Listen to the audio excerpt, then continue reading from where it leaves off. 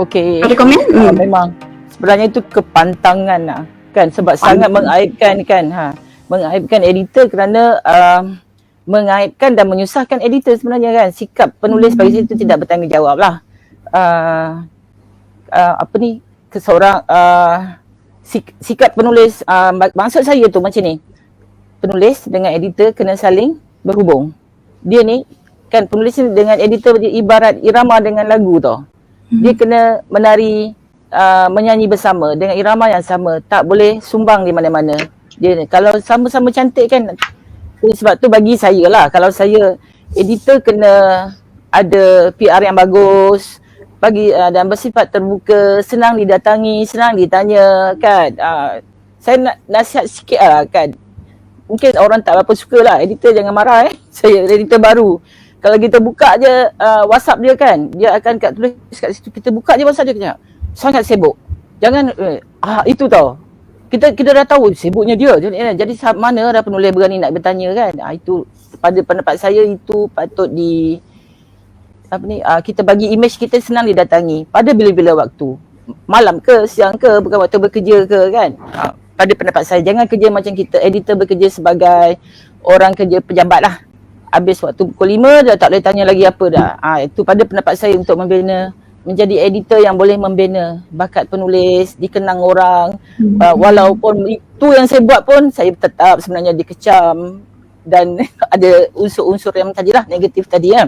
Okey, kalau saya sebenarnya Yan, saya nak, boleh tak kalau Kak Ina nak alu-alukan seorang penonton kita ni, namanya Aminah Harun.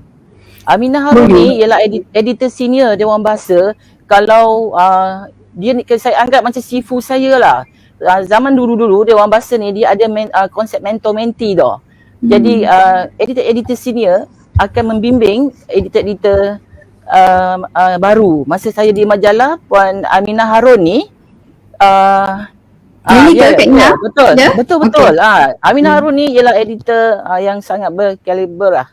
Dan dia memang kuat dari segi bahasanya, dan banyak siapa yang sempat bekerja dengan dia, cuma saya tak dapat lama dengan dia kan. Jadi saya tak sempatlah betul-betul berguru dengan dia. Tapi ini antara editor senior yang sangat wibawa, dan siapa yang pernah bekerja di bawah dia memang insya-Allah akan menjadi editor yang baik. Kalau kita baca, tengok dia punya pandangan dia sebagai editor, kita jangan sekali-kali takut untuk menolak karya yang tiba di meja redaksi kita. Betul kan? Yang penting kita mesti bertanggungjawab terhadap tindakan kita tu. Kalau kita bertanggungjawab, ini pun saya belajar daripada dia juga kan.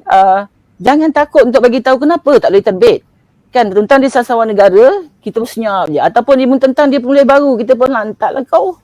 Tak boleh. Jangan bagi mereka berharap nanti apa. Jadi dia dah bagi tahu satu kampung ni, dah hantar karya kan. Tunggu nak terbit, tak terbit. Rupanya dah kena tolak. Jadi bagi tahu kepada penulis ya. Tengok, saya ucapkan terima kasih banyak ya pada Puan Aminah Harun kerana sudi bersama-sama dalam secangkir kopi. Semakin teruja saya kerana saya rasa Nisa tahniah lah untuk berdua lah, kerana daripada santai-santai program ni kan dah jadi dapat tarik editor-editor juga. Termasuk editor lama pun keluar semula kan, yang bukan kaling-kaling orang atau Okey Kak Ina. Ya. Sebelum tu ada pertanyaan daripada Tuan Hassan ni. Boleh jika dalam email kita beritahu editor kita hantar chairpen ke media lain, macam mana kita nak elakkan karya bertindan tadi tu? Ini soalan yang bagus. Bagaimana? Kita sekarang ni dah ada kemudahan kan, macam-macam kemudahan lagi, dah senang, tak berlaku sepatutnya hal-hal komunikasi ni. Jadi kita bagi tahu betul dalam katakanlah dah hantar ke majalah, Pelita Bahasa lah, katakanlah Pelita Bahasa, majalah Pelita Bahasa kita hantar, kemudian tiba-tiba kita rasa macam senyap dia tak terbit. Ada satu cara lagi kan, sekarang kan mudah nak ni kan, terus tanya sama ada berWhatsApp, email, cerpen saya ni saya dah tunggu, saya dah hantar sekian, apa kedudukannya, tanya dulu. Dan biasanya takkan editor tak jawab lah, dia tahu. Itu dia akan menjadi bahan bukti nanti. Katakanlah penulis ni keluar kat tempat lain, maknanya dia ada bukti, dia dah tanya. Kita tak bereaksi. Itu bahaya pada editor. Jadi saya yakin editor akan jawab. Dia akan tengok bagi status kedudukan dia sama ada tengah boleh terbit ke, nak tengok semula ke, ataupun dia kata dia akan tanya adakah tuan berminat nak hantar ke mana-mana ke, kan? Ada penerbit yang nak ni katakan betul-betul kan, yang kita rasa kita tak boleh tunggu kan, kita nak terbit dekat dia, nanti kita hantar karya yang baru yang lain pula. Mungkin macam tu. Kan editor suka, dia takkan rasa lah kalau kau tak sudi dengan aku, tak sanggup tunggu tu lepas ni jangan harap lagi, tak akan berlaku. Saya percaya macam Puan Aminah kata, bertanggungjawab terhadap apa tindakan dia. Ya. Okey. Lepas tu Yan teruskan.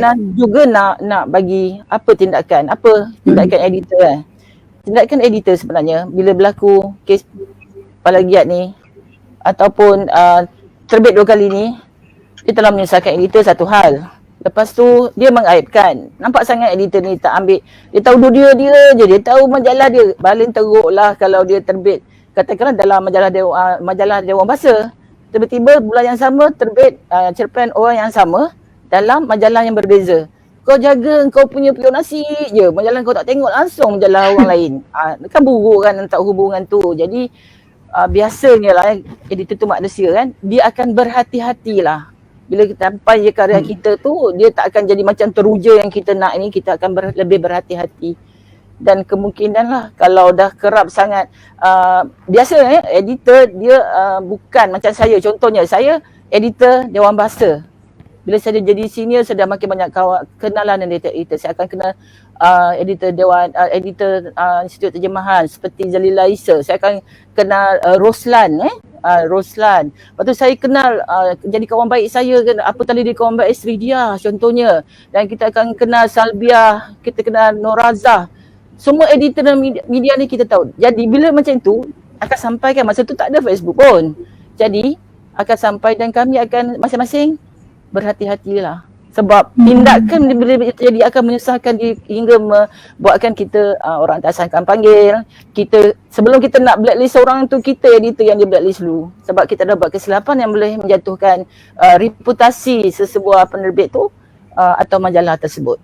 Ada tindakan sampai ketikanya editor tu dipindahkan ke bahagian lain. Kerana itu adalah satu tindakan kesalahan yang besar. Ataupun apa tadi kes saman lah. Kalau kena kes saman ni kan, saya kan pernah seorang penulis yang sangat ternama, dia kata saya kaya kerana editor telah memberi peluang saya jadi kaya. Saya saman dia kena bayar penerbit itu kena bayar berpuluh-puluh ribu. Saya tak nak sebut lah nama siapa dan penerbit mana dan ya. Itu antara kenapa kami sangat berjaga-jaga. Dan saya nak kata begini juga ya Yan, yang sebab kita bincang ni, Yan ni mewakili penulis pemula baru nak menulis. Kes tolak karya ni biasanya bukanlah oleh penulis bukanlah terhadap penulis yang baru saja. Penulis mapan pun kita tolak karya dia. Kan? Kenapa? Contohlah, Kak Naya rasa kelebihan Kak Ina ialah Kak Ina berpeluang menjadi editor Dewan Sastra selama 15 tahun. Dalam masa yang 15 tahun daripada bayi, kalau dia umpama bayi sampailah umur 15 tahun kan dah jadi nak remaja matang dah sampai macam tu. Jadi 15 tahun tu bayangkan Kak akan tengok karya yang sama. Kalau penulis tu tulis bentuk idea macam tu je sama, bayangkan 15 tahun. Kerana kadang-kadang Kak terpaksa beritahu kita tolak sebab apa? Kan? Sebab idea dia tepu, asyik berbicara gaya dan gaya persembahan itu, bicara hal itu saja, dan Kak akan beritahu dia sebenarnya lebih kepada niat untuk menjaga aib dia, malu dia. Nanti orang akan tengok satu penulis mereka kena ruang sangat terhad, tiba-tiba orang tengok cerpen macam ni boleh keluar je dia. Kenapa dia boleh keluar? Lah, dia buat cerita macam ni je boleh keluar, kalau kita tak boleh terbitkan. Macam tu. Dan sebab itu bagi saya lah, kritikan satu sangat penting. Jadi bila karya kita ada masa zaman dulu-dulu tu, memang kritikan karya selalulah. Kan selalu ada. Jadi di sini bedah karya ni menyebabkan penulis akan sedar di mana kelemahan. Dan saya sebenarnya, contohlah saya suka sangat sebut nama ni. Siapa kenal Prof. Mawar Syafi'i ni? Ya kan, dia Mawar ni, Prof Mawar ni, kalau dulu kan orang kata Prof Mawar punya cerpen ni susah nak baca. Dia macam gila bahasa, tulis bahasa-bahasa bombastik. Memang orang bantai, orang tak apa nak baca. Sampai kan saya jadi editor, orang akan cari saya untuk sunting karya ni kerana dia tak sanggup. Dia kan, sebab dia dah chop tau. Editor sebab biasa kalau dia dah dah chop kan. Dia punya karya susah. Dan ni. Jadi dia bagi buku ini, manuskrip ni untuk suntingan luar. Saya sunting. Saya baca kan. Dia memang ada benda-benda yang saya memang telefon dengan Prof Mawar sendiri. Saya cakap, Mawar boleh tak kita mudahkan bagi orang faham watak-watak. Dia bermain watak dia semua saya. Saya tu bukan mewakili ganti nama orang pertama tu saja, bukan. Saya dia tu mewakili orang ganti orang tiga pun saya semua. Kan itu anak itu. Watak-watak dia semua saya. Sehingga saya kelaskan, Kak Ina kelaskan, saya ini baru masuk ayah dia. Saya ni, mak boleh tak kita tukar? Apa jawab Mawar? Dia kata, Kak Ina, saya memang menulis untuk orang belajar berfikir macam Kak Ina. Saya tak nak orang dapat penuh senang macam tu. Itu satu lagi gaya penulis.